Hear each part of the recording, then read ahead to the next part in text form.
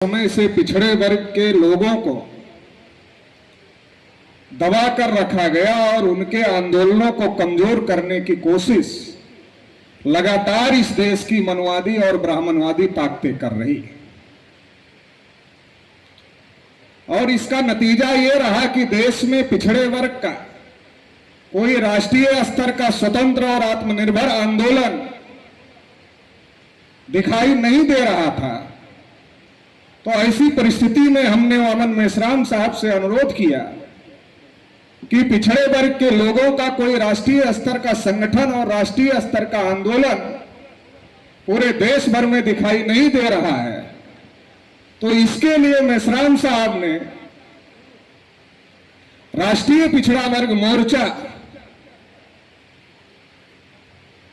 बनवाने का काम किया और ये कहा कि अब पूरे देश में जो बामसेफ की मशीनरी है वो पूरी मशीनरी पिछड़े वर्ग का आंदोलन, पिछड़े वर्ग का संगठन बनाने के लिए, पिछड़े वर्ग का आंदोलन निर्माण करने के लिए साथ सहयोग करने का काम करेगी। और जो ब्राह्मणवादी मनवादी ताकतों ने पिछड़े वर्ग का आंदोलन खत्म करने का षड्यंत्र किया है, उस षड्यंत्र को सफल नहीं होने दिया जाएगा और देश भर में राष्ट्रीय स्तर का पिछड़े वर्ग का आंदोलन खड़ा किया जाएगा। तो आज वामन मेश्राम साहब की वजह से देश में बामसेफ और बामसेफ से जुड़े जो तमाम संगठन हैं, उनके साथ सहयोग से आज राष्ट्रीय पिछड़ा वर्ग मोर्चा पूरे देश भर में राष्ट्रीय स्तर का न केवल संगठन बन गया है बल्कि राष्ट्रीय स्तर का आंदोलन भी हम लोगों ने निर्माण करने का काम इस देश में किया है।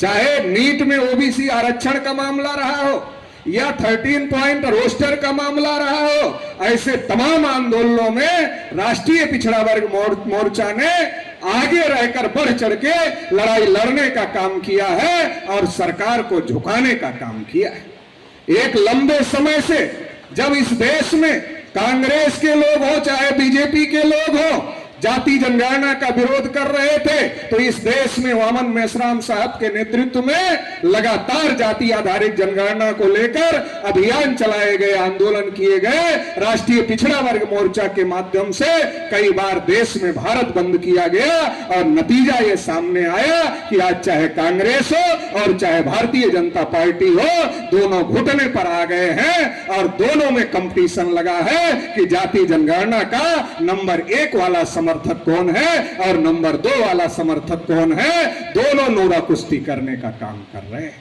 तो हम लोग तो यही कह रहे हैं कि जब हमारी विचारधारा समाज में स्थापित होगी और हमारे लोगों को दोस्त और दुश्मन की पहचान होगी, सही और गलत की पहचान होगी, लड़ाई तो केवल इतना ही है, संख्या तो 90 है ही, 90 लोग 90 वालों की बोली बोलना शुरू कर दे, लड़ाई फाइनल है। इससे ज्यादा कोई लड़ाई इस देश में नहीं है। लेकिन अभी दिक्कत है, अभी दिक्कत क्या है कि लड़ाई ये है कि हमारे आदमी को ये एहसास कराना है कि तुम्हारा दोस्त कौन है और तुम्हारा दुश्मन कौन है। बड़ी दिक्कत है ओबीसी लोगों के साथ में, जिनको दोस्त समझना चाहिए उनको दुश्मन समझ बैठे हैं और जिनको दुश्मन समझना चाहिए उनको दोस्त समझ बैठे हैं। इस देश में जो उनके हक अधिकार खा रहा है, अगर 80% के लगभग कब्जा उन लोगों का है तो किसका हक मारा जा रहा है, किसका हक खाया जा रहा है और कौन खा रहा है? आपको तो मुसलमानों से लड़ाया जा रहा है,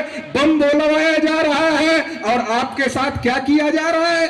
10% तो उनको दे दिया गया जबरदस्ती से, संविधान में कहीं नहीं है, दे दिया गया। और जो आपके लिए लिखा गया है उसके लिए कौन लोग हाई कोर्ट जा रहे हैं, कौन लोग सुप्रीम कोर्ट जा रहे हैं? बिहार में जब जाति सर्वे का फैसला किया, जब आरजेडी और जेडीयू की ज्वाइंट गवर्नमेंट थी, तो कौन लोग गए थे रोकने के लिए हाई कोर्ट से लेकर सुप्रीम कोर्ट तक? समझना पड़ेगा कौन दोस्त है और कौन दुश्मन है। अगर घास घोड़े से दोस्ती करेगा तो ये दोस्ती तब तक चलेगी जब तक घोड़े को भूख नहीं लगेगी। जैसे घोड़े को भूख लगेगी घोड़ा घास को खा जाएगा, दोस्ती खत्म हो जाएगी। ये जो हमारे बीच में आ रहे हैं, भाईचारे की बात कर रहे हैं, पहले भाईचारा बनाते हैं, फिर भाई खत्म हो जाता है और चारा बनाकर खा जाते हैं। ये जो ऐसे लोग हैं, इन लोगों से सतर्क होने की जरूरत है, समझने की जरूरत है। लड़ाई उनसे नहीं है, लड़ाई ये है कि लोगों को सही बात का एहसास कराना होगा, लोगों को अपने हक अधिकार का एहसास कराना होगा, लोगों के साथ जो अन्याय अत्याचार जो गलत हो रहा है उसका एहसास कराना होगा। 50% आरक्षण सीमा सुप्रीम कोर्ट ने कहा, इससे ज्यादा नहीं हो सकता। अरे नहीं हो सकता, 10% ईडब्ल्यूएस जायज कैसे है? और 50% से ऊपर ओबीसी का बिहार में बढ़ा, झारखंड में बढ़ा, हरियाणा में बढ़ा, छत्तीसगढ़ में बढ़ा, मध्य प्रदेश में बढ़ा, तमाम राज्यों में बढ़ा, वो नाजायज कैसे है? अगर ये जायज है 10% ईडब्ल्यूएस, तो ओबीसी का जो आरक्षण बढ़ाया गया, एससी एसटी का जो आरक्षण बढ़ाया गया, वो नाजायज कैसा है? सरेआम नाइंसाफी हो रही है। मगर ये तब तक नहीं पता चलता जब तक कोई दिखाने वाला ना हो। तो ये दिखाने का काम किसको करना है? एहसास कराने का काम किसको करना है? हमको और आपको ही एहसास कराने का काम करना है। कोई ऊपर से एहसास कराने के लिए आने वाला नहीं है। आज वामन मेश्राम साहब ने राष्ट्रव्यापी संगठन खड़ा कर दिया है, राष्ट्रव्यापी आंदोलन खड़ा कर दिया है। लेकिन अगर आप सोचें कि आपके गांव गली में भी आकर वामन मेश्राम साहब ही जगाएंगे और हमको कुछ ना करना पड़े, तो मुफ्त में आजादी नहीं मिलती है, मुफ्त में समस्याओं का समाधान नहीं होता है। तो इसके लिए गांव गांव जाना होगा, तय करना होगा। आज बिहार में डबल इंजन की सरकार बताई जा रही है। एक यहां आकर मोदी जी कहते हैं जाति जनगणना कराएंगे, और जाति जनगणना का जो गजट निकाला, उस गजट में जाति जनगणना का जिक्र नहीं किया। धोखेबाजी तो हो चुकी है, आपको ना समझ में आए तो ना सही, धोखेबाजी हो चुकी है। कहा जाति जनगणना करेंगे, और जो सरकार ने गजट निकाला, नोटिफिकेशन निकाला, उसमें जाति जनगणना का जिक्र ही नहीं है। और कहा 27 में शुरू करेंगे। कई राज्यों के चुनाव निकल जाएंगे, यूपी का भी चुनाव निकल जाएगा, बिहार का भी चुनाव निकल जाएगा, और तब तक करते करते सेंट्रल का चुनाव, लोकसभा चुनाव भी निकल जाएगा। फिर करना है नहीं करना है देख लेंगे। आप करो।